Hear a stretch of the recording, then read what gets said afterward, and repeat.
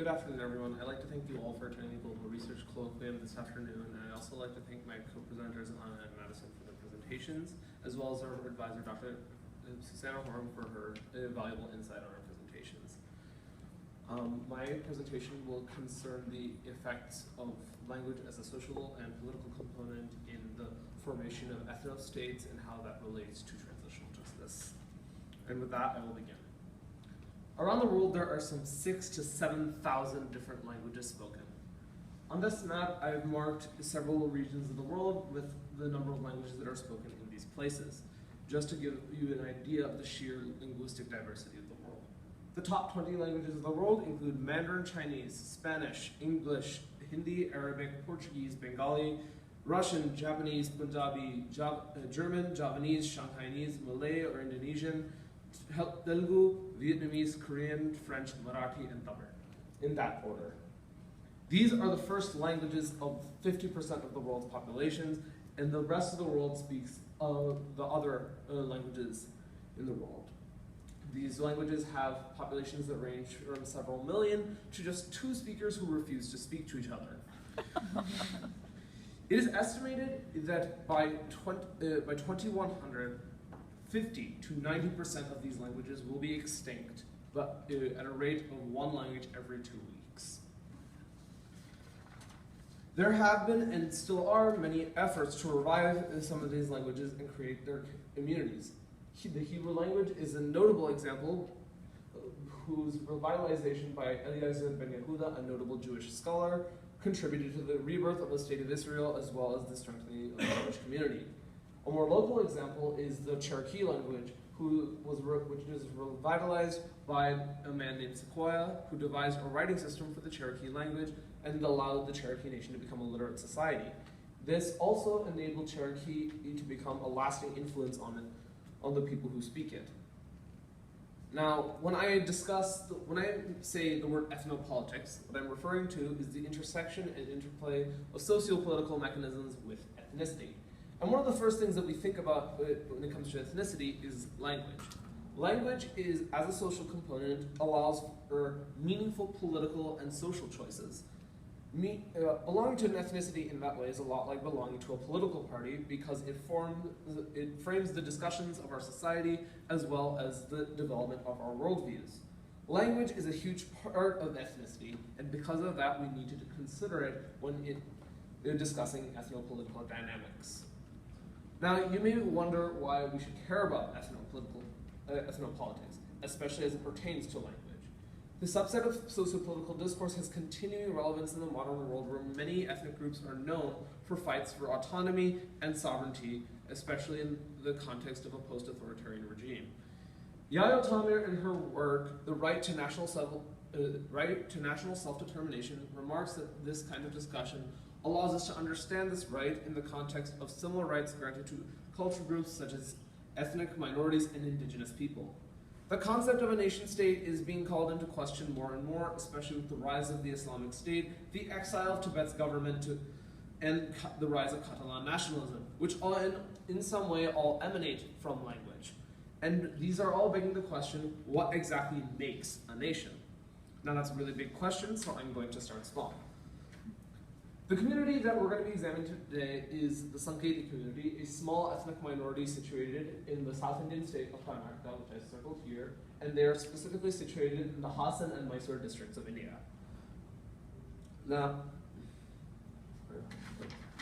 the Sankeeti community traces its origins back to the Vadama Ayers of Shagote, Tamil Nadu, which is a state right here, and now, as many of you may know, India is a republic comprised of several states that are organized primarily along ethno-linguistic lines. And because Sankeeti is a distinct language developed after many centuries of evolution, in a heterogeneous area, it can constitute a kind of logistical problem for the government. The Sankeeti community would largely prefer to have materials available to it in its own language, but unfortunately, due to various factors, this is not possible, and therefore they settle for the next best opportunity, which is materials available in Kannada, the language of the surrounding majority. The This creates a pressure on the community to assimilate and abandon the language entirely. Now, the Sangheili community also faces other kinds of issues, including economic disadvantage, as well as lack of support for their language in the government. The Sangheili language doesn't have a written tradition or even its own script, which, as I discussed in the context of the Cherokee language, plays a major role in the ability of a language to be a lasting influence on its society. The neglect of an endangered language constitutes a pernicious kind of linguicide, the act of systematically destroying a language. The Indian Constitution provides protections for tribal languages as well as other minority languages listed in the Indian Constitution, but unfortunately Sangheili is not listed there. The community may not consider their situation to be particularly problematic, but it is a source of concern for the international community. In June of 2015, I began a documentation project to record and preserve the Sangheili language, conducting primary research through my relatives as well as my community. They don't feel that they're disenfranchised by their language because many Sangheili speakers speak Tamil or Kannada, which are languages spoken by the larger surrounding community. They also don't feel a need to pass down their language due to its relatively limited contextual uses outside the community. And knowing these things, what we have to ask ourselves, what kinds of questions does this pose for global ethnopolitics, and how do the issues of such different groups apply to one another? Let's take the Kurds of the Middle East. The Kurds have been fighting for their own ethno-state for years, but due to poor planning of national lines in a post-colonial era, the state of Kurdistan is divided between 4 different countries. The Kurdish language is spoken by some 20 to 30 million people, so it constitutes a significant minority in all of these regions. According to sources from UNICEF and the CIA, the Kurds constitute 10 to 30% of Turkey, more than 10% of Iran, 15 to 20% of Iraq, and less than 10% of Syria. The Kurds, due to their unique language, ethnicity, and customs, have suffered many forms of ethnopolitical disenfranchisement, notwithstanding their inability to form their own state. The European Court of Human Rights condemned Turkey for numerous violations against the Kurds, including the banning of political parties, arbitrary execution of Kurdish individuals, the destruction of Kurdish villages, as well as the destruction of Kurdish journalism. Prior to the civil war, Syria forbade the use of the Kurdish language in public, requiring all businesses, schools, and all written materials to be in Arabic. If you were a Kurdish parent in Syria, you could not give your newborn child a Kurdish name under the law. Catalan in the state of Catalonia did not fare much better until relatively recently. Catalan, along with the other non-Spanish languages of Spain, suffered serious discrimination since the unification of Spain under Queen Isabella and King Ferdinand. Under Franco's administration, non-Spanish languages were forbidden to be used in public, and one could face serious consequences if they were discovered. However, in the modern day, as more and more policies favoring the use of Catalan and other minority languages in Spain have been implemented, more and more people are using the language.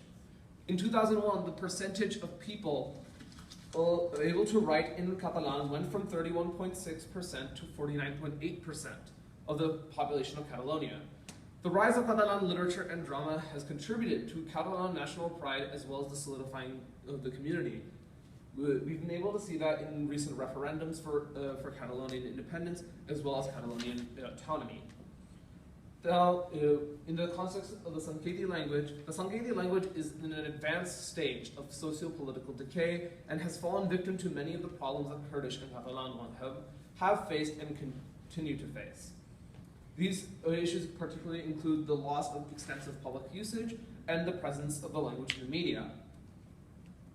Language has played a huge role in the determination of these groups as well as many others in the world, and for this reason need to be considered when we discuss ethnopolitics. Ethnopolitics is a crucial part of determining transitional justice as well as the definition of statehood. A government not providing protections or security to an ethnic group and its language can also set uneasy precedents for forms of colonialism and encroachment on cultural grounds. The 17-point agreement between Tibet and China promises that the Chinese government will assist national minorities in the cultivation of their cultures and traditions. In Tibet, the Tibetan language is not taught in primary school, and the Chinese government's imposition of Mandarin Chinese as the language of instruction further prevents the Tibetan language from flourishing and adapting to modern society. China also makes claims on different parts of Tibet, claiming that it has been a part of China since its absorption during the Yuan dynasty 800 years ago. There are 297 languages spoken in China, and very few of them have any kind of official status.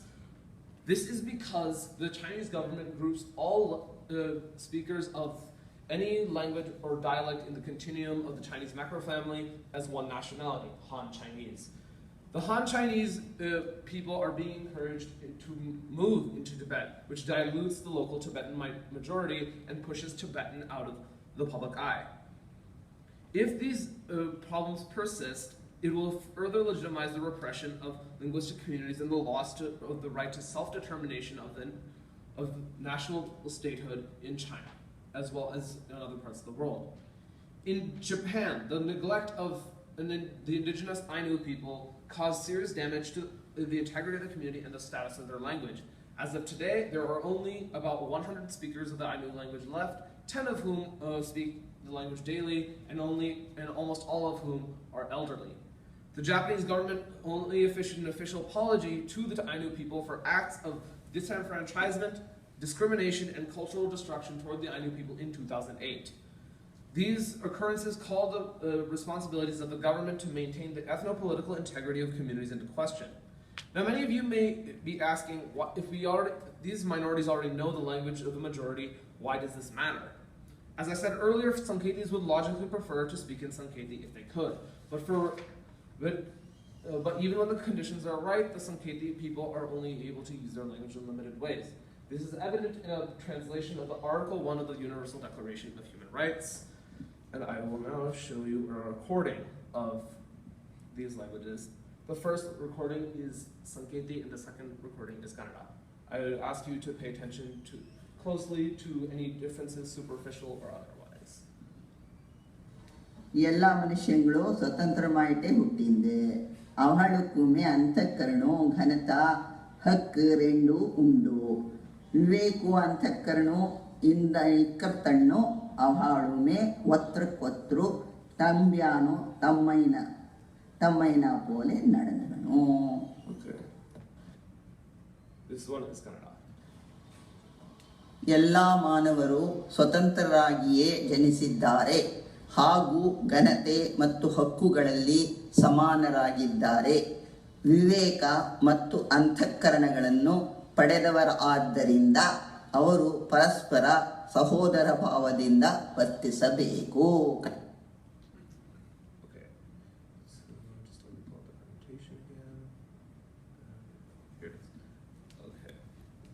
So you may notice that the Sanketi recording, the Sanketi recording sounds sort of like the Kannada recording. This is due to the largely undeveloped lexicon of Sanketi. As you may be able to see, some of the words are drawn from Sanskrit and Kannada in the Sanketi recording. The Sanketi language is not used very often outside of the home or the communities of Sanketi people. This limits the words that Sanketis are likely to use, and if they use any specialized word, such as the word for independence, swatantra, they're likely going to be drawn from Kannada or Sanskrit. This shows that Sanketi, even if it were to be recognized, lacks the ability to be used in academic and specialized spaces, which further pushes it out of public use. The people of an ethnostate may be complicit in the extinction of their own language, which can lead to the death of the identity entirely. By not taking action to aid in the self-expression and preservation of the community, the national government inhibits freedom of expression, the ability to disseminate and receive information in any medium, and denies the ability to receive education in any language that one chooses. Though the Sanketi community may not realize it, these are offenses against them and are detrimental to their survival as a people. As much as the government and as much as the community must realize their situation, it is also up to the national and state governments to promote efforts to support the Sanskrit language. Funding needs to be allocated to research universities and institutes that could help in the development of the Sanskrit language. India, a country that is made up of ethnostates itself, should be able to handle this problem. By granting autonomy to the Indian states, particularly in education and the use of their language in state governments, India has already done an admirable job of protecting its ethno-linguistic minorities. Language has been a huge determinant for the states of India at its founding and continues to be a major component of society today. The rise of Bengali literature and the advance of Tamil into academic and political spaces are both owed to the fact that India has made concessions to the ethno-linguistic minorities of the state. The world can learn from India's example on how to be sensitive to the ethnopolitics of language. Now, I've talked a lot about how there are possibilities for cultural destruction and language death, but there are far more dire possibilities in other contexts. If the problem is ignored, this kind of ignorance of cultural destruction and language death can set a precedent for other forms of cultural destruction. It gives groups like the Islamic State leeway to expand into the Middle East without regard for the nationhood cultural traditions and ethnic groups of the areas that they invade. Defending a group's right to its language and governmental support for it is crucial to strengthening the right to nationhood, the concept of democracy, as well as promoting communal integrity. We have to look at what has happened to the Sanskrit community in order to fix both its problems as well as those of others. As the fight against the Islamic State pushes Syrians and other refugees out of their nations, we're witnessing not only the movement of a people, but also their language. How are European nations dealing with the arrival of Syrian Arabic? Communities of refugees may form in Europe, but as with every immigrant society, there are going to be strong pressures to assimilate and abandon their traditions and language. We have to ask ourselves, what will be left of the Syrian society if its people have been displaced and they had their culture erased from their lives? What will happen if the Syrian government experiences the same kind of displacement as the Tibetan government? What happens if Syrian Arabic experiences the same kind of expulsion from public use that the Kurdish language experienced in Syria? What will define the nation of Syria when this is all over?